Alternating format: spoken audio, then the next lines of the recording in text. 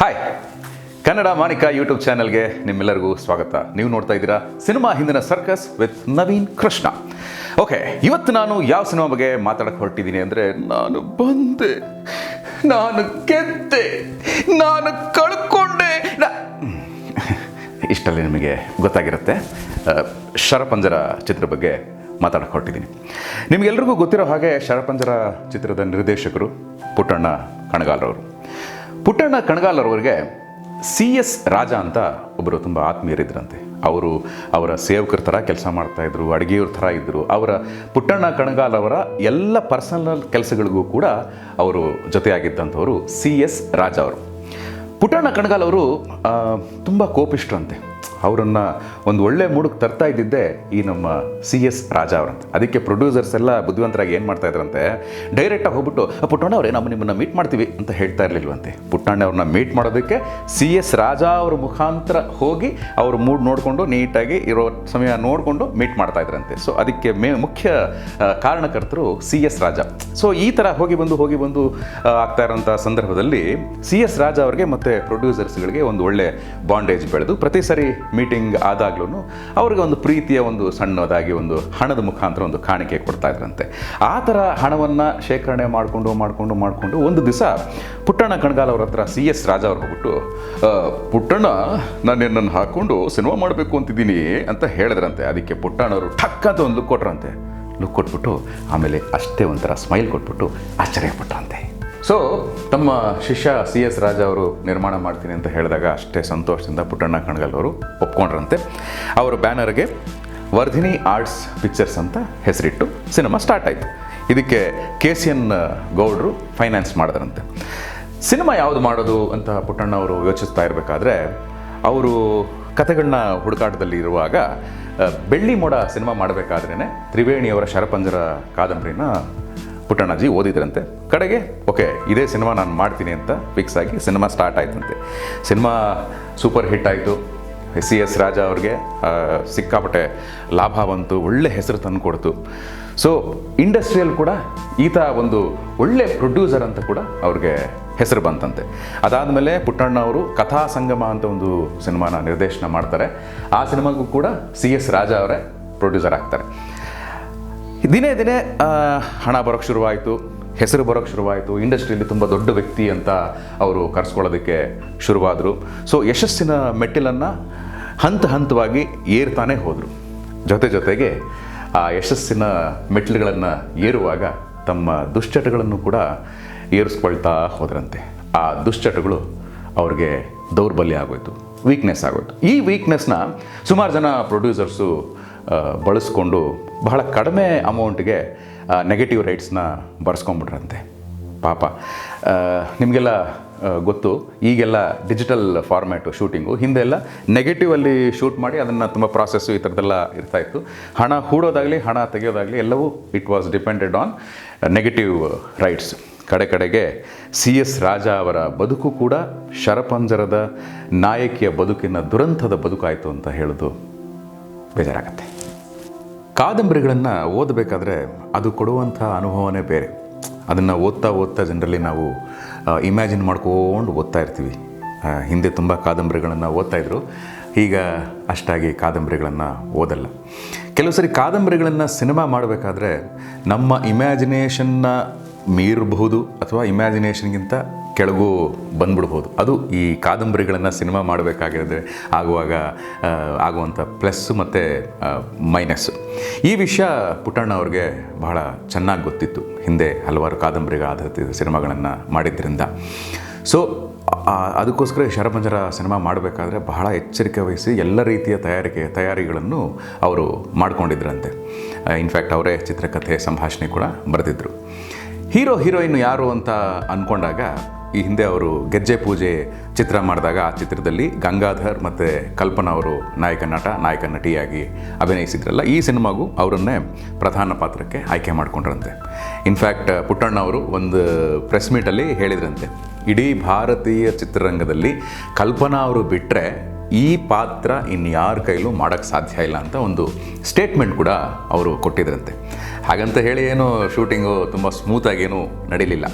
ಕಲ್ಪನಾ ಅವ್ರಿಗೆ ಮತ್ತು ಪುಟ್ಟಣ್ಣ ಅವ್ರಿಗೆ ಹಲವಾರು ವಿಷಯಗಳಲ್ಲಿ ವಾದ ವಿವಾದಗಳು, ಚರ್ಚೆಗಳು, ಹೆಲ್ದಿ ಆರ್ಗ್ಯುಮೆಂಟ್ಸು, ಮುನಿಸು, ಕೋಪ, ಜಗಳ ಈ ಥರ ಎಲ್ಲ ನಡೀತಾನೆ ಇತ್ತಂತೆ. ಸಂದೇಶ ಮೇಘ ಸಂದೇಶ ಈ ಹಾಡನ್ನು ಚಿತ್ರೀಕರಣ ಮಾಡುವಂಥ ಸಂದರ್ಭದಲ್ಲಿ ಮಡಿಕೇರಿನಲ್ಲಿ ಕಿತ್ತಳೆ ಹಣ್ಣನ್ನು ಸುರಿಯುವಂಥ ಒಂದು ದೃಶ್ಯ ಇತ್ತಂತೆ. ಸೊ ಕಲರ್ಸ್ ಬಗ್ಗೆ, ಅಂದರೆ ಸ್ಕ್ರೀನ್ ಮೇಲೆ ಯಾವ ಕಲರ್ ಚೆನ್ನಾಗಿ ಕಾಣಿಸುತ್ತೆ, ಯಾವ ಕಲರ್ ಚೆನ್ನಾಗಿ ಕಾಣಿಸಲ್ಲ ಅಂತ ಅದ್ರ ಬಗ್ಗೆ ಪುಟ್ಟಣ್ಣಾಜಿಯವರು ಎಕ್ಸ್ಪರ್ಟು. ಸೊ ಅವರು ಒಂದು ಒಂದು ಒಂದು ಏನೋ ಈ ಕಿತ್ತಳೆ ಹಣ್ಣು ಸುರಿಯೋ ದೃಶ್ಯಕ್ಕೆ ಕಲ್ಪನಾ ಅವ್ರಿಗೆ ಬಿಳಿ ಸೀರೆ ಉಟ್ಕೊಂಡು ಬನ್ನಿ ಅಂತ ಹೇಳಿದ್ರಂತೆ. ಕಲ್ಪನಾ ಅವ್ರಿಗೆ ಅದು ಏನು ಅನಿಸ್ತೋ ಏನೋ, ಅವರು ಹಸಿರು ಸೀರೆನ, ಗ್ರೀನ್ ಕಲರ್ ಸ್ಯಾರಿನ ಉಟ್ಕೊಂಡು ಬಂದ್ಬಿಟ್ರಂತೆ. ಪುಟ್ಟಣ್ಣಾಜಿಗೆ ಅದು ಎಲ್ಲಿತ್ತೋ ಕೋಪ, ಫೈಲ್ನ ಬಿಸಾಕಿ ಪ್ಯಾಕ್ ಹ್ಯಾಪ್ ಅಂತ ಹೇಳಿ ಹೊರಟೆ ಹೋದ್ರಂತೆ. ಪಾಪ ಕಲ್ಪನಾ ಅವ್ರಿಗೆ ಅವರ ಅನಿಸಿಕೆಗಳು, ಅವರ ಅಭಿಪ್ರಾಯಗಳನ್ನು ತಿಳಿಸೋದಕ್ಕೆ ಅವಕಾಶನೂ ಕೊಡಲಿಲ್ವಂತೆ. ಕಡೆಗೆ ಕಲ್ಪನಾ ಅವರು ಸಾರಿ ಪುಟ್ಟಣ್ಣಾಜಿ ಅಂತ ಹೇಳಿ ಬಿಳಿ ಸೀರೆ ಉಟ್ಕೊಂಡು ಬಂದ ಮೇಲೆ ಶೂಟಿಂಗ್ ಸ್ಟಾರ್ಟ್ ಆಯ್ತಂತೆ. ಈಗೆಲ್ಲ ಫೇಸ್ಬುಕ್ಕು, ವಾಟ್ಸಪ್ಪು, ಇತ್ತೀಚೆಗೆ ಟೆಲಿಗ್ರಾಮು, ಆಮೇಲೆ ಈ ಥರದ್ದು ನಮ್ಗೆ ಎಂಟರ್ಟೈನ್ಮೆಂಟ್ ಅದೇ ಇರೋದು. ಜನ ಅದರಲ್ಲೇ ಕಾಲ ಕಳೀತಾ ಇರ್ತಾರೆ. ಅಫ್ಕೋರ್ಸ್ ಕಾಲಕ್ಕೆ ಬದಲಾಗಬೇಕು, ಅದು ಏನೂ ಮಾಡೋಕ್ಕಾಗಲ್ಲ. ಬಟ್ ಸ್ಟಿಲ್ ಹಿಂದೆ ಇವೆಲ್ಲ ಯಾವುೂ ಇರಲಿಲ್ಲ. ನಮ್ಮ ಕೈಲಿ ಒಂದು ಪುಸ್ತಕ ಇದ್ಬಿಟ್ರೆ ಅದೇ ಸೂಪರ್. ಆ ಕಾದಂಬರಿಗಳನ್ನು ಓದ್ತಾ ಆ ಕಾದಂಬರಿಗಳಲ್ಲಿ ಬರುವ ಸನ್ನಿವೇಶಗಳನ್ನು, ಆ ಕಾದಂಬರಿಗಳಲ್ಲಿ ಬರುವಂತಹ ಪಾತ್ರಗಳನ್ನು ನಾವು ಇಲ್ಲಿ ಓದ್ತಾ ಇದ್ದರೆ ನಮ್ಮ ತಲೆಯಲ್ಲಿ ಒಂದು ಇಮ್ಯಾಜಿನೇಷನ್ ಬರ್ತಾ ಇತ್ತು. ಅದೇ ನಮಗೆ ಮೇಜರ್ ಎಂಟರ್ಟೈನ್ಮೆಂಟ್ ಆಗಿದ್ದಿದ್ದು. ಸೊ ಅದನ್ನು ಸಿನಿಮಾ ಮಾಡೋದಿದ್ದಿಲ್ಲ, ತುಂಬ ದೊಡ್ಡ ಕೆಲಸ. ಯಾಕೆಂದರೆ ನಾವು ಓದ್ತಾ ಇರಬೇಕಾದ್ರೆ ಆಲ್ರೆಡಿ ಇಮ್ಯಾಜಿನ್ ಮಾಡ್ಕೊಂಡ್ಬಿಟ್ಟಿರ್ತೀವಿ. ಸೊ ನಾವು ಸಿನಿಮಾ ಮಾಡಿಬಿಟ್ರೆ ಇಮ್ಯಾಜಿನೇಷನ್ನ ಮೀರಬೇಕು, ಇಲ್ಲ ಸ್ವಲ್ಪ ಎಡವಟ್ಟಾದ್ರೂ ಇಮ್ಯಾಜಿನೇಷನ್ಗಿನ್ನ ಅದು ಕೆಳಗಡೆ ಹೊರಟೋಗುತ್ತೆ. ಆ ವಿಷಯ ಪುಟ್ಟಣ್ಣಾಜಿಗೆ ಅಂದರೆ ಹಿಂದೆ ಹಲವಾರು ಕಾದಂಬರಿಗಳನ್ನು ಆಧಾರ ಇಟ್ಕೊಂಡು ಸಿನಿಮಾಗಳನ್ನು ಮಾಡಿದ್ದರಿಂದ ಅವರು ಈ ಶರಪಂಜರ ಕಾದಂಬರಿನ ಆಯ್ಕೆ ಮಾಡಿಕೊಂಡ್ರು. ಉತ್ತರ ಧ್ರುವದಿ ದಕ್ಷಿಣ ಧ್ರುವಕ್ಕೂ ಚುಂಬಕ ಗಾಳಿಯು ಬೀಸುತ್ತಿದೆ. ಆಹಾ, ಎಷ್ಟು ಚೆನ್ನಾಗಿದೆಯಲ್ಲ ಸಾಹಿತ್ಯ. ದ.ರಾ ಬೇಂದ್ರೆಯವರ ಈ ಒಂದು ಕವಿತೆನ ದೃಶ್ಯ ಕಾವ್ಯವಾಗಿ ಮಾಡಬೇಕು ಅಂತ ಪುಟ್ಟಣ್ಣ ಅವರು ಡಿಸೈಡ್ ಮಾಡಿದ್ರಂತೆ. ಶೂಟಿಂಗ್ ಮಾಡ್ತಿರ್ಬೇಕಾದ್ರೆ ಈಗಿನ ಕಾಲದ ಹಾಡುಗಳ ಥರ ಅಲ್ಲ. ಹಳೆ ಪಾತ್ರೆ, ಹಳೆ ಕಬ್ಬಣ, ಹಳೆ ಸ್ಟೀಲು ಈ ಥರದ್ದೆಲ್ಲ ಬಾಯಲ್ಲಿ ತುಂಬ ಸರಾಗವಾಗಿ ಬಂದುಬಿಡುತ್ತೆ. ಆದರೆ ಉತ್ತರ ಧ್ರುವದಿಂ ದಕ್ಷಿಣ ಧ್ರುವಕ್ಕೂ ಈ ಥರ ಪದ ಬಳಕೆ ಇದ್ದಿದ್ದರಿಂದ ಕಲ್ಪನಾ ಅವರ ಅಭಿನಯ ಮಾಡಬೇಕಾದ್ರೆ ಅವ್ರ ಲಿಪ್ ಸಿಂಕ್ ಆಗ್ತಾ ಇರಲಿಲ್ವಂತೆ. ಸೊ ಪುಟ್ಟಣ್ಣ ಅವ್ರಿಗೆ ಕೋಪ ಬಂತಂತೆ. ಕೇಳಿದ್ದಕ್ಕೆ ಹೋಗಿ ಗುರುಚಿ, ಈ ಲಿಪ್ ಮೂಮೆಂಟ್ನೆಲ್ಲ ಜನ ಯಾರು ನೋಡ್ತಾರೆ, ಈ ಸಾಹಿತ್ಯ ತುಂಬ ಕಷ್ಟ ಅಂತ ಹೇಳಿದ್ರಂತೆ. ಅದಕ್ಕೆ ಅವ್ರಿಗೆ ಅಷ್ಟೇ ಕೋಪ ಬಂದು ಫೈಲ್ ಬೇಸಾಕಿ ಪ್ಯಾಕ್ ಹಾಪ್ ಅಂತ ಹಂಗೆ ಹೋಗ್ತಾ ಇದ್ರಂತೆ. ಕಡೆಗೆ ಕಲ್ಪನಾ ಅವರಿಗೆ ಅವರ ತಪ್ಪಿನ ಅರಿವಾಗಿ ಮತ್ತೊಮ್ಮೆ ಸಾರಿ ಪುಟ್ಟಣ್ಣಾಜಿ ಅಂತ ಕೇಳಿದ ನಂತರ ಶೂಟಿಂಗ್ ಸ್ಟಾರ್ಟ್ ಆಯ್ತಂತೆ. ಈ ಒಂದು ಗೀತೆ ದೃಶ್ಯ ಕಾವ್ಯವಾಯಿತು.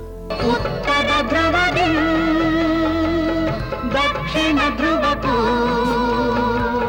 ಚುಂಬಕ ಗಾಳಿಯು ಬೀಸುತ್ತಿದೆ, ಸೂರ್ಯನ ಬಿಂಬತೆ ಚಂದ್ರನ ಬಿಂಬವು ರಂಗಿಸಿ ನಗೆಯಲಿ. ಸಿನಿಮಾದಲ್ಲಿ ಕ್ಯಾಮ್ರಾಮನ್ನು ಮತ್ತು ಡೈರೆಕ್ಟರ್ ರಿಲೇಷನ್ಶಿಪ್ಪು ಗಂಡ ಹೆಂಡತಿ ಥರ. ಗಂಡ ಹೆಂಡತಿ ರಿಲೇಷನ್ಶಿಪ್ಪಲ್ಲಿ ಅವರಿಬ್ಬರು ಅನ್ಯೋನ್ಯವಾಗಿದ್ದರೆ ಹೇಗೆ ಸಂಸಾರ ಸುಗಮವಾಗಿ ಸಾಗುತ್ತೋ ಅದೇ ಥರ ಕ್ಯಾಮ್ರಾಮ್ಯಾನು ಮತ್ತು ಡೈರೆಕ್ಟರ್ ರಿಲೇಷನ್ಶಿಪ್ಪು ಚೆನ್ನಾಗಿದ್ದರೆ, ಒಳ್ಳೆ ಅಂಡರ್ಸ್ಟ್ಯಾಂಡಿಂಗ್ ಇದ್ದಾಗ ಮಾತ್ರ ಒಳ್ಳೆ ಪ್ರಾಡಕ್ಟು ಬರೋದಕ್ಕೆ ಸಾಧ್ಯ. ಆದರೆ ಇವರೇ ಹೆಂಡತಿ, ಇಂಥವರೇ ಗಂಡ ಅಂತ ಹೇಳೋಕ್ಕಾಗಲ್ಲ. ಹೆಂಡತಿಗಳು ಬದಲಾಗ್ತಾ ಇರ್ತಾರೆ, ಗಂಡಂದರು ಬದಲಾಗ್ತಾ ಇರ್ತಾರೆ. ತಮಾಷೆಗೆ ಹೇಳಿದೆ ಏನಂದರೆ, ಪುಟ್ಟಣ್ಣ ಕಣಗಾಲ್ ಅವ್ರಿಗೆ ಈ ಹಿಂದೆ ಎಲ್ಲ ಸಿನಿಮಾಗಳಿಗೂ ಕ್ಯಾಮ್ರಾ ಕೆಲಸ ಮಾಡಿದಂಥ ಅವರು ಆರ್.ಎನ್. ಕೃಷ್ಣ ಪ್ರಸಾದ್ ಅವರು. ಬರ್ತಾ ಅವರಿಬ್ಬರಲ್ಲಿ ಯಾವುದೋ ಒಂದು ಕಾರಣಕ್ಕೆ ಅಂಡರ್ಸ್ಟ್ಯಾಂಡಿಂಗ್ ಕಮ್ಮಿ ಆಗಿ ಕೃಷ್ಣ ಪ್ರಸಾದ್ ಅವರು ದೂರ ಹೋದರು. ಆ ಒಂದು ಹೆಂಡತಿ ಜಾಗಕ್ಕೆ, ಆ ಕ್ಯಾಮ್ರಾಮ್ಯಾನ್ ಜಾಗಕ್ಕೆ ಡಿ.ವಿ. ರಾಜಾರಾಮ್ ಬಂದರು. ಡಿ.ವಿ. ರಾಜಾರಾಮ್ ಅವರ ಕೈಚಳಕ ಇವತ್ತಿಗೂ ಪ್ರಸ್ತುತ. ಆ ಈಸ್ಟ್ಮನ್ ಕಲರಲ್ಲಿ ಉತ್ತರ ಧ್ರುವದಿಂದ ದಕ್ಷಿಣ ಧ್ರುವಕ್ಕೂ ಹಾಡಾಗಿರ್ಬೋದು, 14 ವರ್ಷ ವನವಾಸದಿಂದ ಕೊಡಗಿನ ಕಾವೇರಿ, ಎಲ್ಲ ಹಾಡುಗಳಲ್ಲೂ ಅವರ ಕ್ಯಾಮರಾ ಕೈಚಳಕ, ವಿಷುವಲ್ ಇಂಪ್ಯಾಕ್ಟ್ ಎತ್ತಿ ಕಾಣುತ್ತೆ. ಅದಕ್ಕೆ ಮುಖ್ಯವಾದ ಕಾರಣ ಡಿ.ವಿ. ರಾಜಾರಾಮ್. ಪುಟ್ಟಣ್ಣ ಅವ್ರಿಗೆ ಕನ್ನಡ ಭಾಷೆ, ನಾಡು, ನುಡಿ, ಕಾವೇರಿ ನದಿ ಇವುಗಳ ಬಗ್ಗೆ ಅಪಾರವಾದಂಥ ಪ್ರೀತಿ ಇತ್ತಂತೆ. ಆ ಪ್ರೀತಿನ ತೆರೆ ಮೇಲೆ ಎಲ್ಲೆಲ್ಲಿ ಸಾಧ್ಯವಾಗುತ್ತೋ ಅಲ್ಲೆಲ್ಲ ಅದನ್ನು ಕನ್ನಡಿಗರಿಗೆ ಅದನ್ನು ತೋರಿಸೋದಕ್ಕೆ ಅವ್ರು ಸದಾ ಇಷ್ಟಪಡ್ತಾ ಇದ್ರಂತೆ. ಇನ್ಫ್ಯಾಕ್ಟ್ ಕನ್ನಡದ ಬಗ್ಗೆ ಹಾಡುಗಳಾಗಲಿ, ಕಾವೇರಿ ಬಗ್ಗೆ ಹಾಡುಗಳಾಗಲಿ, ಈ ಥರ ಹಾಡುಗಳನ್ನು ನಾವು ಚಿತ್ರದಲ್ಲಿ ತೋರಿಸ್ಬೇಕು, ಅದರಿಂದ ಕನ್ನಡ ಭಾಷೆ ಬಗ್ಗೆ ಜನಗಳಲ್ಲಿ ಜಾಗೃತ ಮೂಡಿಸ್ಬೇಕು ಅಂತ ಮಾಡಿದಂಥ ಮೊದಲನೇ ವ್ಯಕ್ತಿ, ಟ್ರೆಂಡ್ ಸೆಟ್ಟರ್ ಅಂದರೆ ತಪ್ಪಾಗಲ್ಲ. ಇನ್ಫ್ಯಾಕ್ಟ್ ಈ ಚಿತ್ರದಲ್ಲೂ ಕೂಡ, ಶರಪಂಜರ ಚಿತ್ರದಲ್ಲಿ ನಾಯಕಿ ಹೆಸರನ್ನು ಕಾವೇರಿ ಅಂತಲೇ ಇಟ್ಟಿದ್ದಾರೆ. ಈ ಕಾವೇರಿ ಅನ್ನೋ ಪಾತ್ರಕ್ಕೆ ಕಾವೇರಿ ನದಿ ಬಗ್ಗೆ ಬಾಲ್ಯದಿಂದಲೂ ಆ ನದಿ ಬಗ್ಗೆ ವ್ಯಾಮೋಹ. ಪುಟ್ಟಣ್ಣ ಅವರು ಹುಟ್ಟಿದ ಊರು ಕಣಗಾಲ್. ಆ ಊರಲ್ಲೂ ಕಾವೇರಿ ನದಿ ಹರಿತಾ ಇತ್ತಂತೆ. ಕಾವೇರಿ ನದಿನ ನಾನು ತಾಯಿಯಾಗಿ, ಗೆಳತಿಯಾಗಿ, ಸೋದರಿಯಾಗಿ, ತೀರಾ ಗುಟ್ಟಾಗಿ ಹೇಳಬೇಕು ಅಂದರೆ ನನ್ನ ಪ್ರೇಯಸಿಯಾಗಿ ಕೂಡ ನೋಡಿದ್ದೀನಿ. ಅಂಥ ಒಂದು ಕಾವೇರಿ ಬಗ್ಗೆ ಕನ್ನಡ ಪ್ರೇಕ್ಷಕರಿಗೆ ನಾನು ತಿಳಿಸಬೇಕು ಅಂತ ಭಗವಂತ ಅವಕಾಶ ಕೊಟ್ಟಾಗ ನಾನು ಯಾಕೆ ಬಳಸ್ಕೋಬಾರ್ದು ಅಂತ ಕೂಡ ಪುಟ್ಟಣ್ಣವರು ಹೇಳಿದ್ರಂತೆ. ಹಾಗಾಗಿ ಅವರ ಸಹೋದರ ಕಣಗಾಲ ಪ್ರಭಾಕರ್ ಶಾಸ್ತ್ರಿ ಅವರ ಕೈಯಿಂದ ಈ ಒಂದು ಕೊಡಗಿನ ಕಾವೇರಿ ಹಾಡನ್ನು ಬರೆಸಿದ್ರಂತೆ. ಈ ಹಾಡಿಗೆ ಉಡುಪಿ ಜಯರಾಮ್ ಅವರ ನೃತ್ಯ ಸಂಯೋಜನೆ ಇತ್ತು. ಸ್ವತಃ ಭರತನಾಟ್ಯ ಕಲಾವಿದೆ ಆಗಿದ್ದಂಥ ಕಲ್ಪನಾ ಅವರು ಅತ್ಯದ್ಭುತ ನಟನೆ ಜೊತೆಗೆ ನಾಟ್ಯ ಎರಡನ್ನೂ ನೀವು ಈ ಒಂದು ಸುಂದರವಾದ ಹಾಡಲ್ಲಿ ನೋಡಬಹುದು. ಕಣಗಾಲ್ ಪ್ರಭಾಕರ್ ಶಾಸ್ತ್ರಿ ಅವರು ಬರೆದಂಥ ಕೊಡಗಿನ ಕಾವೇರಿ ಹಾಡಿನಲ್ಲಿ ಆ ರಚನೆನೇ ಒಂದು ವಿಶಿಷ್ಟವಾಗಿದೆ. ಏನಪ್ಪ ಅಂದರೆ, ನಾಯಕ ತನ್ನ ಪ್ರೇಯಸಿ ನಾಯಕಿ ಕಾವೇರಿಯನ್ನು ವರ್ಣಿಸಿದ್ರೆ, ನಾಯಕಿ ಕಾವೇರಿ ಅವಳಲ್ಲಿ ಬಾಲ್ಯದಿಂದ ಒಂದು ವ್ಯಾಮೋಹ ಇತ್ತಲ್ಲ ಕಾವೇರಿ ನದಿ ಬಗ್ಗೆ, ಆ ಕಾವೇರಿ ನದಿ ಬಗ್ಗೆ ವರ್ಣಿಸ್ತಾಳೆ. ನೋಡಿ, ಒಂದು ಡ್ಯೂಯೆಟ್ಟಲ್ಲೂ ಎಂಥ ಒಂದು ಒಳ್ಳೆ ಕಾನ್ಸೆಪ್ಟ್ನ ಆವಾಗಲೇ ಅವರು ಯೋಚನೆ ಮಾಡಿದ್ದಾರೆ. ಅಂಥ ಒಂದು ಸೂಪರ್ ಹಾಡು ಕೊಡಗಿನ ಕಾವೇರಿ. ಶರಪಂಜರ ಚಿತ್ರದ ಮುಹೂರ್ತ ನಡೆದಿದ್ದು ತಲಕಾವೇರಿಯಲ್ಲಂತ. ಶ್ರೀರಂಗಪಟ್ಟಣದಲ್ಲಿ ಒಂದು ತುಂಬ ಇಂಪಾರ್ಟೆಂಟ್ ಸೀನು ಶೂಟಿಂಗ್ ನಡೀತಾ ಇತ್ತಂತೆ. ಶರಪಂಜರ ಅವ್ರಿಗೆ ಪುಟ್ಟಣ್ಣ ಕಣಗಾಲ್ ಅವರು ಆ್ಯಕ್ಷನ್ ಹೇಳಿದ್ರಂತೆ. ನಾನಿಲ್ಲೇ ಕಳ್ಕೊಂಡೆ, ನಾನು ಕಳ್ಕೊಂಡಿದ್ದು ಇಲ್ಲೇ ಅಂತ ಇಮೋಷ್ನಲ್ ಆಗಿ ಆ್ಯಕ್ಟ್ ಮಾಡ್ತಾ ಇದ್ರಂತೆ. ಹಿಂದ್ಗಡೆಯಿಂದ ಕಾವೇರಿ ನಿನ್ನನ್ನು ಅನುಭವಿಸದೆ ಬಿಡಲ್ಲ ಅಂತ ಒಂದು ಶಬ್ದ. ಆ್ಯಕ್ಚುಲಿ ಶೂಟಿಂಗಲ್ಲಿ ಆ ಶಬ್ದ ಇರಲಿಲ್ಲ. ಕಲ್ಪನಾ ಅವರು ಅದನ್ನು ಇಮ್ಯಾಜಿನೇಷನ್ ಮಾಡಿಕೊಂಡು ಅಭಿನಯ ಮಾಡಬೇಕಾಗಿತ್ತಂತೆ. ಆಗ ನಾನಿಲ್ಲೇ ಕಳ್ಕೊಂಡೆ ಕಾವೇರಿ, ನಾನಿಲ್ಲೇ ಕಳ್ಕೊಂಡೆ, ಈ ಥರ ಅಂದರೆ ಅವ್ರು ಕಿವಿ ಮುಚ್ಕೊಳ್ಳೋವಾಗ ಕಾವೇರಿ ನಾನು ನಿನ್ನನ್ನು ಅನುಭವಿಸದೆ ಬಿಡಲ್ಲ ಅಂತ ಹೇಳುವಂಥ ಸಂದರ್ಭ. ಸೀನೆಲ್ಲ ಸಖತ್ತಾಗಿ ಆ್ಯಕ್ಟಿಂಗ್ ಎಲ್ಲ ಮಾಡಿದ್ರಂತೆ. ಪುಟ್ಟಣ್ಣವರು ಕಟ್ ಹೇಳಿ ಅವ್ರಿಗೆ ಮನಸ್ಸಲ್ಲಿ ಮತ್ತು ಅವರ ಫೇಸಲ್ಲಿ ಒಂದು ಎಕ್ಸ್ಪ್ರೆಷನ್ ಏನಪ್ಪ ಅಂದರೆ, ಆಹಾ ಎಂಥ ಒಂದು ಕಲಾವಿದೆ ಈಕೆ ಅಂತ ಒಂದು ಸಾರ್ಥಕ ಭಾವನೆ ಅವ್ರ ಮನಸ್ಸಿನಲ್ಲಿ ಮೂಡ್ತಂತೆ. ಆ ಸೀನ್ ಮುಗಿದ ನಂತರ ಕಲ್ಪನಾ ಅವರು ಪುಟ್ಟಣ್ಣವ್ರ ಹತ್ರ ಬಂದ್ಬಿಟ್ಟು, ಪುಟ್ಟಣ್ಣಾಚಿ ನಿಮ್ಮ ಇಮ್ಯಾಜಿನೇಷನ್ಗೆ ತಕ್ಕ ಹಾಗೆ ನಾನು ಆ್ಯಕ್ಟಿಂಗ್ ಮಾಡಿದ್ನಾ ಅಂತ ಕೇಳಿದ್ರಂತೆ. ಅದಕ್ಕೆ ಪುಟ್ಟಣ್ಣವರು, ನನ್ನನ್ನೇನು ಕೇಳ್ತೀರಿ ರೀ, ನನ್ನ ಕಣ್ಣು ನೋಡ್ರಿ ಅಂತ ಹೇಳಿದ್ರಂತೆ. ಕಲ್ಪನಾ ಅವರು ಪುಟ್ಟಣ್ಣವರ ಕಣ್ಣಿಗೆ ಝೂಮ್ ಹಾಕಿದ್ರಂತೆ. ಪುಟ್ಟಣ್ಣವರ ಕಣ್ಣಲ್ಲಿ ಧಾರಾಕಾರವಾಗಿ ನೀರು ಹರಿತಾ ಇತ್ತಂತೆ. ಇಷ್ಟು ಸಾಲದ ಯು ಆರ್ ಸೂಪರ್ ಆ್ಯಕ್ಟ್ರೆಸ್ ಅಂತ ಹೇಳೋದಕ್ಕೆ. ಶರಪಂಜರ ಚಿತ್ರದ ನಾಯಕಿ ಹುಚ್ಚಾಸ್ಪತ್ರೆಯಿಂದ ಗುಣಮುಖಳಾಗಿ ವಾಪಸ್ಸು ಬಂದ ನಂತರ ಮನೆಯವರು, ಸುತ್ತಮುತ್ತಲಿನ ಜನ ಯಾರೂ ಈಕೆ ಪೂರ್ಣ ಗುಣಮುಖ ಆಗಿದ್ದಾಳೆ ಅಂತ ಒಪ್ಕೊಳ್ಳೋಕ್ಕೆ ತಯಾರಿರಲ್ಲ. ಒಪ್ಕೊಂಡಿರೋ ಥರ ಆ್ಯಕ್ಟಿಂಗ್ ಮಾಡ್ತಾ ಇರ್ತಾರೆ, ಅವ್ರ ಮುಂದೆ ಡೌಕಚ್ತಾ ಇರ್ತಾರೆ. ಅಂಥ ಒಂದು ಸಂದರ್ಭದಲ್ಲಿ ವಿಜಯ ನರಸಿಂಹ ಅವ್ರಿಗೆ ಸೀತಾಮಾತೆ ವಿಷಯ ನೆನಪಾಗಿದೆ. ಅಂದರೆ ರಾಮಾಯಣದಲ್ಲಿ ಹೇಗೆ ರಾವಣ ಸೀತೆನ ಕಿಡ್ನ್ಯಾಪ್ ಮಾಡ್ಕೊಂಡು ಹೋಗಿರ್ತಾರೆ, ರಾಮ ಫೈಟ್ ಮಾಡಿ ವಾಪಸ್ಸು ಕರ್ಕೊಂಬರ್ತಾರೆ. ಕರ್ಕೊಂಡು ಬಂದ ನಂತರ ಜನಗಳು ಅಂದರೆ ಸುತ್ತಮುತ್ತಲಿನ ಜನಗಳು ಸೀತೆ ಮಾತೆ ಮೇಲೆ ಹೇಗೆ ಒಂದು ಆರೋಪಗಳನ್ನು ಹೊರಿಸ್ತಾರೆ, ಅದರಿಂದ ರಾಮ ಬಂದು ಸೀತೆನ ಅಗ್ನಿ ಪರೀಕ್ಷೆಗೆ ಗುರಿಪಡಿಸೋದಾಗಿರ್ಬೋದು, ಕಾಡಿಗೆ ಅಟ್ಟೋದಾಗಿರ್ಬೋದು, ಈ ಥರದ ಒಂದು ಮೈಥಾಲಜಿ ರಾಮಾಯಣದ ಕಥೆನ ಈ ಒಂದು ಹಾಡಿಗೆ ಅಳವಡಿಸ್ಕೊಂಡ್ರೆ ಹೇಗಿರುತ್ತೆ ಅಂತ ವಿಜಯ ನರಸಿಂಹ ಅವರು ಪುಟ್ಟಣ್ಣಜಿಗೆ ಐಡಿಯಾ ಕೊಟ್ಟಂತೆ. ಪುಟ್ಟಣ್ಣ ಅವರು ಸಖತ್ತಾಗಿದೆ ಐಡಿಯಾ, ಇದನ್ನೇ ಬರೀರಿ ಅಂತ ಹೇಳಿದಾಗ ಹುಟ್ಟಿದ ಹಾಡು 14 ವರ್ಷ ವನವಾಸದಿಂದ ಮರಳಿ ಬಂದಳು ಸೀತೆ. ಈ ಹಾಡನ್ನು ಚಿತ್ರೀಕರಣ ಮಾಡೋದಕ್ಕೆ ಯಾವ ಥರ ಚಿತ್ರೀಕರಣ ಮಾಡಬೇಕು ಅಂತ ಪುಟ್ಟಣ್ಣ ಅವರು ಯೋಚಿಸ್ತಾ ಇರಬೇಕಾದ್ರೆ, ಅಂದರೆ ಈ ಹಾಡನ್ನು ಎಲ್ಲಿ ಪ್ಲೇಸ್ ಮಾಡಬೇಕು ಅಂತ ಯೋಚನೆ ಮಾಡ್ತಿರ್ಬೇಕಾದ್ರೆ ನಟ ಶಿವರಾಮ್ ಅವರ ಮನೆಯಲ್ಲಿ ದಸರಾ ಹಬ್ಬದ ಸಂದರ್ಭದಲ್ಲಿ ದಸರಾ ಗೊಂಬೆಗಳನ್ನು ಕೂಡಿಸೋದು ವಾಡಿಕೆ. ಅದನ್ನು ಪುಟ್ಟಣ್ಣ ಅವರು ನೋಡಿದ್ರಂತೆ. ಅದೇ ಥರದ ದಸರಾ ಗೊಂಬೆಗಳನ್ನು ಇಟ್ಟು ಅಲ್ಲಿ ರಾಮ ಲಕ್ಷ್ಮಣನ ಗೊಂಬೆ ಇಟ್ಟು ಈ ಹಾಡನ್ನು ಚಿತ್ರೀಕರಣ ಮಾಡ್ತೀನಿ ಅಂತ ಅವರು ಡಿಸೈಡ್ ಮಾಡಿದ್ರಂತೆ. ಈ ಒಂದು ಹಾಡಿನ ಸನ್ನಿವೇಶ ಅವರು ತೆಗಿತಾ ಇದ್ದಂಥ ರೀತಿ ಬಗ್ಗೆ ಆ್ಯಸ್ ಇಟ್ ಈಸ್ ಕಲ್ಪನಾ ಅವ್ರಿಗೆ ಒಂಥರ ಸಮಂಜಸ ಇರಲಿಲ್ವಂತೆ. ಅವ್ರು ಕೇಳಿದ್ರಂತೆ, ಅಲ್ಲ ರೀ, ಇಡೀ ಸಮಾಜ ನಾಯಕಿನ ದೂರ್ತಾ ಇದ್ದಾರೆ, ನಾಯಕಿ ಸರಿ ಇಲ್ಲ ಹಾಗೆ ಹೀಗೆ ಅಂತ. ಅಂಥ ಸಂದರ್ಭದಲ್ಲಿ ನೀವು ಆಕೆನ ಮನೆ ಕರೆಸಿ ಅರಶಿನ ಕುಂಕುಮ ಕೊಟ್ಟು ಹಾಡು ಹೇಳಿ ಇದೆಲ್ಲ ಜನ ಹೇಗೆ ಅದನ್ನು ರಿಸೀವ್ ಮಾಡ್ತಾರೆ ಅಂತ ಅವ್ರ ವಾದನ ಅವರು ಮಂಡಿಸಿದ್ರಂತೆ. ಪುಟ್ಟಣ್ಣ ಅವರು ನೋಡೋಷ್ಟು ನೋಡಿದ್ದಾರೆ, ಕಡೆಗೆ ನೋಡಮ್ಮ, ಇದು ನನ್ನ ತಲೆಯಲ್ಲಿದೆ ಆ್ಯಸ್ ಎ ಡೈರೆಕ್ಟರ್, ನಾನು ಇದನ್ನು ದೃಶ್ಯ ರೂಪಕವಾಗಿ ಬೇರೆ ರೀತಿಯಲ್ಲಿ ಪೋರ್ಟ್ರೇ ಮಾಡ್ತಾಯಿದ್ದೀನಿ, ನಾನು ಡೈರೆಕ್ಟ್ರು, ನೀನು ಆ್ಯಕ್ಟ್ ಮಾಡಮ್ಮ ಅಂತ ಒಂಥರ ಬೈಯೋ ಥರದಲ್ಲಿ ಹೇಳಿದ್ದಾರೆ. ಕಡೆಗೆ ಮನಸ್ಸಿನಲ್ಲಿ ಕಲ್ಪನಾ ಅವರು ಅದನ್ನು ಆ್ಯಕ್ಟ್ ಮಾಡಿದ್ದಾರೆ. ಆದರೂ ಅವ್ರ ಮನಸ್ಸಿಗೆ ಏನೋ ಅಯ್ಯೋ ನನಗೆ ಇಷ್ಟ ಇಲ್ದಿರೋದನ್ನು ಮಾಡಿಬಿಟ್ನಲ್ಲ ಅನ್ನೋ ಒಂದು ಗಿಲ್ಟು ಇದೆ ಕಲ್ಪನಾ ಅವ್ರಿಗೆ. ಅದಕ್ಕೆ ಅವ್ರು ಏನು ಮಾಡಿದ್ರು, ಸಿನಿಮಾ ರಿಲೀಸ್ ಆದಾಗ ಥಿಯೇಟ್ರಲ್ಲಿ ಹೋಗಿ ಜನಗಳ ಮಧ್ಯೆ ಮಾರುವೇಷದಲ್ಲಿ ಕೂತ್ಕೊಂಡು ಸಿನಿಮಾ ನೋಡಿದ್ದಾರೆ. ಆಶ್ಚರ್ಯ ಏನಪ್ಪ ಅಂದರೆ, ಈ ಒಂದು ಹಾಡಿಗೆ ಎಸ್ಪೆಷಲಿ 14 ವರ್ಷ ಈ ಒಂದು ಹಾಡಿಗೆ ಸುತ್ತಮುತ್ತಲಿನ ಹೆಂಗಸರೆಲ್ಲರೂ ಕಣ್ಣಲ್ಲಿ ಧಾರಾಕಾರವಾಗಿ ನೀರು ಹರಿಸ್ತಾ ಇದ್ರಂತೆ. ತುಂಬ ಎಮೋಷ್ನಲ್ಲಾಗಿ ಆ ಒಂದು ಹಾಡನ್ನು ಕನೆಕ್ಟ್ ಮಾಡ್ಕೋತಾ ಇದ್ರಂತೆ.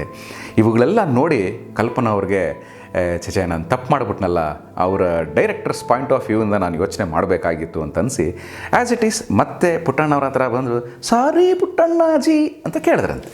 ನೋಡಮ್ಮ ಕಲ್ಪನಾ, ಇದು ತುಂಬ ಇಂಪಾರ್ಟೆಂಟ್ ಸನ್ನಿವೇಶ.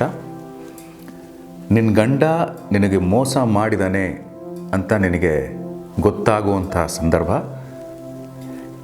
ಇಲ್ಲಿವರೆಗೂ ನೀನೇನು ಅರೆಬರೆ ಹುಚ್ಚಿಯಾಗಿದ್ದೆ, ಈಗ ಅದನ್ನು ಮನಸ್ಸಿಗೆ ತಗೊಂಡು ಪೂರ್ಣ ಪ್ರಮಾಣದಲ್ಲಿ ಅಂದರೆ ಟೋಟಲಾಗಿ ಹುಚ್ಚಿ ಆಗೋಗ್ತೀಯ.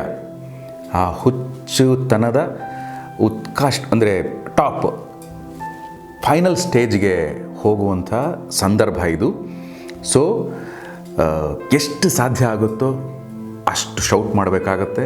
ಇಲ್ಲಿರೋ ಸಾಮಾನುಗಳನ್ನ ಏನು ಮಾಡ್ತೀವಿ ಅದು ನಿನಗೆ ಬಿಟ್ಟಿದ್ದು. ಬಟ್ ಫೈನಲ್ ಸ್ಟೇಜ್ಗೆ ಒಂದು ಹುಚ್ಚುತನ, ನಿನ್ನ ಗಂಡನೇ ನಿನಗೆ ಮೋಸ ಮಾಡ್ದ ಅಂತ ನಿನಗೆ ಗೊತ್ತಾದಾಗ ಆಗುವಂಥ ನೋವು, ಸಂಕಟ, ಜಿಗುಪ್ಸೆ, ಜೀವನದ ಬಗ್ಗೆ ಇರುವಂಥ ಒಂದು ಬೇಸರ, ಎಲ್ಲವೂ ನೀನು ಅದನ್ನು ಸ್ಕ್ರೀನ್ ಮೇಲೆ ತರಬೇಕು, ಓಕೆ ಅಂತ ಪುಟ್ಟಣ್ಣ ಅವರು ಕಲ್ಪನಾ ಅವ್ರಿಗೆ ಎಕ್ಸ್ಪ್ಲೇನ್ ಮಾಡ್ತಾರಂತೆ. ಕಲ್ಪನಾ ಅವರು ಅದನ್ನು ಮನಸ್ಸಲ್ಲಿ ಹಾಕ್ಕೊಂಡು ಮನೆಗೆ ಹೋಗುವಾಗ ಮತ್ತು ನೆಕ್ಸ್ಟ್ ಡೇ ಮನೆಯಿಂದ ಬರುವಾಗ ಅದೇ ಸನ್ನಿವೇಶ ಅವ್ರ ತಲೆಯಲ್ಲಿ ಓಡ್ತಾ ಇತ್ತಂತೆ. ನಾನು ಹೇಗೆ ಮಾಡಬೇಕು, ಹೇಗೆ ಅಭಿನಯಿಸಬೇಕು, ಎಷ್ಟು ರೇಂಜಲ್ಲಿ ಕಿರ್ಚಬೇಕು, ಯಾವ ಥರ ನನ್ನ ಬಾಡಿ ಲ್ಯಾಂಗ್ವೇಜ್ ಯಾವ ಥರ ಇರಬೇಕು, ಹಾಗೆ ಹೀಗೆ ಅಂತ ಪ್ರಿಪೇರ್ ಆಗ್ತಾ ಇದ್ರಂತೆ. ನೋಡಿ ಎಷ್ಟು ಚೆನ್ನಾಗಿದೆ. ಮೆಂಟಲ್ಲಾಗಿ ಆ್ಯಕ್ಟ್ ಮಾಡೋದಕ್ಕೆ 24 ಅವರ್ಸು ಮೆಂಟಲಿ ಪ್ರಿಪೇರ್ ಆದಂಥ ಅಭಿನಯ ದೇವತೆ ಕಲ್ಪನಾ. ಸೊ ಸೆಟ್ಟಿಗೆ ಬಂದ್ರಂತೆ. ಸೆಟ್ಟಿಗೆ ಬಂದ ಕೂಡಲೇ ಕಲ್ಪನಾ ಅವರು ಯಾರ ಜೊತೆನೂ ಮಾತಾಡಲಿಲ್ಲ. ಮೇಕಪ್ ಆಯಿತು, ಇನ್ನೊಂದಾಯಿತು, ಎಲ್ಲ ಆಯಿತು. ಸೈಲೆಂಟಾಗಿ ಒಂದು ಕಡೆ ಕೂತ್ಕೊಂಡು ಶಿ ವಾಸ್ ಸ್ಟಿಲ್ ಪ್ರಿಪೇರಿಂಗ್ ಅದನ್ನೇ ಪ್ರಿಪೇರ್ ಮಾಡ್ಕೊಳ್ತಾ ಇದ್ದಂತೆ. ಪ್ರಿಪೇರ್ ಮಾಡಿ ಕಡೆಗೆ ಎಲ್ಲ ಸೆಟಪ್ ಎಲ್ಲ ರೆಡಿ ಆಯ್ತಂತೆ. ಕ್ಯಾಮ್ರಾ ರೋಲ್ ಆನ್ ಅಂತ ಹೇಳಿದ್ರಂತೆ. ಪುಟ್ಟಣ್ಣ ಅವರು ಆ್ಯಕ್ಷನ್ ಅಂತ ಹೇಳಿದ ತಕ್ಷಣ, ನಾನು ಬಂದೆ, ನಾನು ಕಳ್ಕೊಂಡೆ, ನಾನು ಸೋತೆ, ನಾನು ಗೆದ್ದೆ, ಹಾಗೆ ಹಿಂಗೆ ಅಂತ ಬರೋ ಸಾಮಾನೆಲ್ಲ ಚೆಲ್ಲಾಪಿಲ್ಲೆ ಮಾಡಾಕ್ಬಿಟ್ರಂತೆ. ಆ್ಯಕ್ಚುಲಿ ಆ ಫ್ರೇಮಲ್ಲಿ ಇದ್ದಿದ್ದು ಎಷ್ಟು ಸಾಮಾನುಗಳು ಗೊತ್ತಿಲ್ಲ, ಆದರೆ ಆ್ಯಕ್ಟಿಂಗ್ನಲ್ಲಿ ಕಲ್ಪನಾ ಅವರು ಎಷ್ಟರ ಮಟ್ಟಿಗೆ ಇನ್ವಾಲ್ವ್ ಆಗಿದ್ರು ಅಂದರೆ ಏನೇನು ಕೈಗೆ ಸಿಕ್ತೋ, ಸದ್ಯ ದೇವ್ರದಿಂದ ಕ್ಯಾಮ್ರಾ ಹೊಡೆದಾಕಲಿಲ್ಲ, ಅದು ಬಿಟ್ಟು ಆ ಫ್ರೇಮನ್ಗೆ ಆಪೋಸಿಟ್ಟಾಗಿ ಏನೇನಿತ್ತು ಎಲ್ಲವನ್ನು ರಪ್ಪ ರಪ್ಪ ರಪ್ಪ ರಪ್ಪ ರಪ್ಪ ಹೊಡೆದಾಕ್ಬಿಟ್ರಂತೆ. ಪುಟ್ಟಣ್ಣ ಅವರು ನೋಡ್ತಾ ನೋಡ್ತಾ ನೋಡ್ತಾ ಅಮ್ಮ ಎಂಥ ಕಲಾವಿದೆ ಈಕೆ, ದೇವತೆ, ಕಲಾ ದೇವತೆ ಇವಳು ಅಂತ ಅವ್ರಿಗೆ ಮನಸ್ಸಲ್ಲಿ ಅನಿಸೋಕ್ಕೆ ಶುರುವಾಗಿದೆ. ಕಡೆಗೆ ಅವ್ರಿಗೆ ಸಾಕಿದು ಅಂದರೆ ಅವ್ರೇನು ಎಕ್ಸ್ಪೆಕ್ಟ್ ಮಾಡಿದ್ರು ಅದಕ್ಕಿಂತ ಹೆಚ್ಚಿಗೆ ಅಭಿನಯ ಕಾಣಿಸ್ತಾ ಇದೆ ತೆರೆ ಮೇಲೆ ಅಂತ ಅನಿಸಿ ಪುಟ್ಟಣ್ಣವರು ಕಟ್ ಹೇಳಿದ್ರಂತೆ. ಕಟ್ ಹೇಳಿದ ಮೇಲೂ ಕೂಡ ಇನ್ನೂ ಕಲ್ಪನಾ ಅವರು ಅದರಿಂದ ಹೊರಗೆ ಬರದೆ ಇನ್ನೂ ಅದೇ ಥರ ಕಿರ್ಚಾಡೋದು, ಅರ್ಚಾಡೋದು, ಬಿಸಾಕೋದು ಹಿಂಗೆ ಮಾಡ್ತಾನೆ ಇರೋಂತೆ ಇಡೀ ಸೆಟ್ಟಲ್ಲಿ ಅವರನ್ನು ಪಾಪ ಕಂಟ್ರೋಲ್ ಮಾಡೋಕ್ಕೆ ಆಗಲಿಲ್ಲವಂತೆ. ಕಡೆಗೆ ಅವರನ್ನು ಒಂದು ಕಡೆ ಹಿಡಿದು ಕೂರಿಸಿ ಅವ್ರಿಗೆ ಆ ಟೈಮಲ್ಲಿ ಅದೇನೇನು ಬೇಕೋ ಫಸ್ಟ್ ಏಡ್ ಥರ ನೀರಿಗೆ ಕೂರಿಸೋದು ಆ ಥರದ್ದೆಲ್ಲ ಏನೋ ಮಾಡಿ ಕಡೆಗೆ ಪುಟ್ಟಣ್ಣ ಅವರು ಒಂದು 1 ಅವರ್ ಆದಮೇಲೆ ಅವಳನ್ನು ಮಾತಾಡ್ಸೋಕ್ಕೆ ಹೋಗ್ಬೇಡಿ ಯಾರೂ, ಶಿ ಹ್ಯಾಸ್ ಇನ್ವಾಲ್ವ್ಡ್ ಅಂದರೆ ಆ ಒಂದು ಪಾತ್ರದಲ್ಲಿ ಪರಕಾಯ ಪ್ರವೇಶ ಮಾಡಿಬಿಟ್ಟಿದ್ದಾಳೆ. ಈಗ ಕಲ್ಪನಾ ಅಲ್ಲ ಇವಳು, ಇವತ್ತು ಕಲ್ಪನಾ ಅಲ್ಲ ಇಲ್ಲಿರೋದು, ಕಾವೇರಿ ಕಾವೇರಿ ಕಾವೇರಿ ಅಂತ ಹೇಳಿ ಅಲ್ಲಿಂದ ಹೋದ್ರಂತೆ. ಸ್ವಲ್ಪ ಹೊತ್ತಾದಮೇಲೆ ವಾತಾವರಣ ಶಾಂತಿ ಆಯ್ತಂತೆ. ಅಂಥ ಅಭಿನಯ, ಎಷ್ಟು ಚೆನ್ನಾಗಿ ಅಭಿನಯ ಮಾಡ್ದಮ್ಮ ನೀನು ಅಂತ ಪುಟ್ಟಣ್ಣ ಅವರು ತುಂಬ ಮನಸ್ಸಿನಿಂದ ಪ್ರಶಂಸೆಯನ್ನು ಕೊಟ್ಟಂತೆ. ಅಷ್ಟು ಪ್ರಶಂಸೆ ಕೊಟ್ಟಂಥ ಅಭಿನಯ ಇದೆಯಲ್ಲ, ಆ ಅಭಿನಯನೇ ಪುಟ್ಟಣ್ಣ ಮತ್ತು ಕಲ್ಪನಾ ಅವರ ಮಧ್ಯೆ ಇದ್ದಂಥ ಒಂದು ಒಳ್ಳೆ ಬಾಂಡಿಂಗು, ಅವರ ಕಾಂಬಿನೇಷನಲ್ಲಿದ್ದಂಥ ಒಂದು ಒಳ್ಳೆ ಬಾಂಡಿಂಗ್ ಏನಿತ್ತೋ ಬ್ರೇಕ್ ಆಗೋದಕ್ಕೆ ಆ ಅಭಿನಯವೇ ಕಾರಣ ಅಂತೆ. ಯಾಕಪ್ಪ ಅಂದರೆ ಹೇಳ್ತೀನಿ, ಸಿನಿಮಾ ಹಿಟ್ಟಾಯಿತು. ಸಿನಿಮಾ ಹಿಟ್ಟಾದಮೇಲೆ ಕಲ್ಪನಾ ಅವರು ಎಲ್ಲೇ ಹೋದ್ರೂ ಅವರನ್ನು ಕಾವೇರಿ ಕಾವೇರಿ ಅಂತಲೇ ಜನ ಕೂಗ್ತಾ ಇದ್ರಂತೆ. ಅದೇ ಡೈಲಾಗ್ ಹೇಳಿ, ನಾ ಬಂದೆ, ನಾ ಗೆದ್ದೆ, ಇದನ್ನೇ ಹೇಳಿ ಅಂತ ಹೇಳಿಸ್ತಾ ಇದ್ರಂತೆ. ಆ ಥರ ಹೇಳುವಂಥ ಸಂದರ್ಭದಲ್ಲಿ ಕಲ್ಪನಾ ಅವರು ಈ ಸಿನಿಮಾ ಗೆದ್ದಿದ್ದೇ ನನ್ನ ಅಭಿನಯದಿಂದ ಅಂತ ಎಲ್ಲೋ ಒಂದು ಕಡೆ ಹೇಳಿದಾರಂತೆ. ಆ ವಿಷಯ ಪುಟ್ಟಣ್ಣ ಕಣಗಾಲ್ ಅವರಿಗೆ ಕಿವಿಗೆ ಬಿದ್ದಿದೆ. ಕಿವಿಗೆ ಬಿದ್ದ ತಕ್ಷಣ ಅವರು ಅವಳೇನು ಆ್ಯಕ್ಟಿಂಗ್ ಮಾಡೋದು, ನಾನು ಹೇಳಿದ್ದೀನಿ, ನಾನು ಡೈರೆಕ್ಟರ್, ನಾನು ಹೇಳ್ಕೊಟ್ಟಂಗೆ ಅವಳು ಮಾಡಿದಾಳೆ ಅಷ್ಟೇ ಅಂತ ಅವರು ಕೂಡ ಉಡಾಫೆಯಿಂದ ಮಾತಾಡಿದಾರಂತೆ. ಈ ಅಂತೆ ಕಂತೆಗಳ ಮಧ್ಯೆ ಅಂಥ ಒಂದು ಸೂಪರ್ ಕಾಂಬಿನೇಷನ್ನು ದಿ ಎಂಡ್ ಆಗೋಯ್ತು. ಅದು ತುಂಬ ಬೇಸರ ಆಗುವಂಥ ಸಂಗತಿ. ಅದಾದಮೇಲೆ ನಾಗರಹಾವು ಸಿನಿಮಾದಲ್ಲಿ ಕಲ್ಪನಾ ಅವರು ನನಗೆ ಮಾರ್ಗರೆಟ್ ಪಾತ್ರ ಕೊಡಿ ಅಂತ ಕೇಳಿದಾಗ ಪುಟ್ಟಣ್ಣ ಅವರು ಇಲ್ಲ, ಆರ್ಥಿ ಆಪೋಸಿಟ್ಟು ನೀವು ತುಂಬ ಅಂದರೆ ಸೂಟ್ ಆಗಲ್ಲ ನೀವು ಅಂತ ಹೇಳಿದ್ರಂತೆ. ಮನಸ್ಸಿಗೆ ನ್ಯಾಚುರಲಿ ಕಲ್ಪನಾ ಅವ್ರಿಗೆ ಬೇಜಾರಾಗಿದೆ. ಅದಾದಮೇಲೆ ಒನಕೆ ಒಂದು ಗೆಸ್ಟ್ ಅಪಿಯರೆನ್ಸ್ ಇದೆ, ಮಾಡ್ತೀರಾ ನೀವು ಅಂತ ಪುಟ್ಟಣ್ಣಜಿ ಕೇಳಿದಾಗ ಇಲ್ಲ, ನಾನು ದೊಡ್ಡ ಪಾತ್ರೆ ನಿರೀಕ್ಷೆಯಲ್ಲಿದ್ದೆ, ನೀವು ನನಗೆ ತುಂಬ ಗೆಸ್ಟ್ ಅಪಿಯರೆನ್ಸ್ಗೆಲ್ಲ ನೀವು ನನ್ನನ್ನು ಕರಿತಾ ಇದ್ದೀರಾ, ಐ ಆಮ್ ಸಾರಿ ಅಂತ ಹೇಳಿದ್ರಂತೆ. ಸೊ ಅಲ್ಲಿ ಒಂದು beautiful and hit combination Puttanna and Kalpana the end ಆಯಿತು. ಶರಪಂಜರ ಚಿತ್ರ ಊಹೆ ಮಾಡಿದ್ದಕ್ಕಿಂತ ಹೆಚ್ಚಾಗಿ ಸೂಪರ್ ಹಿಟ್ ಆಯಿತು. 25 ವೀಕ್ಸ್ ಅಂದರೆ ಸಿಲ್ವರ್ ಜುಬ್ಲಿ ಓಡ್ತು. ಆರ್ಥಿಕವಾಗಿ ಬರೀ ಲಾಭ ತಂದುಕೊಂಡಂಥ ಚಿತ್ರ ಅಷ್ಟೇ ಅಲ್ಲ, ರಾಜ್ಯ ಪ್ರಶಸ್ತಿಗಳಲ್ಲಿ ಪ್ರಥಮ ಒಳ್ಳೆಯ ಚಿತ್ರ ಅಂತ ರಾಜ್ಯ ಪ್ರಶಸ್ತಿ ಬಂತು. ಚಿತ್ರಕಥೆಗೆ ಪುಟ್ಟಣ್ಣ ಕಣಗಾಲ್ ಅವರಿಗೆ ಪ್ರಶಸ್ತಿ ಬಂತು. ಅತ್ಯುತ್ತಮ ನಟಿ ಕಲ್ಪನಾ ಅವರಿಗೆ ಪ್ರಶಸ್ತಿ ಬಂತು. ರಜತ ಕಮಲ, ರಾಷ್ಟ್ರಪತಿಯವರು ಕೊಡ್ತಾ ಇದ್ದಂಥ ರಜತ ಕಮಲ ಪ್ರಶಸ್ತಿ ಕೂಡ ಈ ಸಿನಿಮಾಗೆ ಬಂತು. ಬರೀ ಪ್ರಶಸ್ತಿಗಳಷ್ಟೇ ಅಲ್ಲ, ಈ ಚಿತ್ರಕ್ಕೆ ಅಂಟಿಕೊಂಡಂಥ ಹಲವಾರು ಚಿಲ್ಲರೆ ರೂಮರ್ಗಳು ಕೂಡ ಇತ್ತು.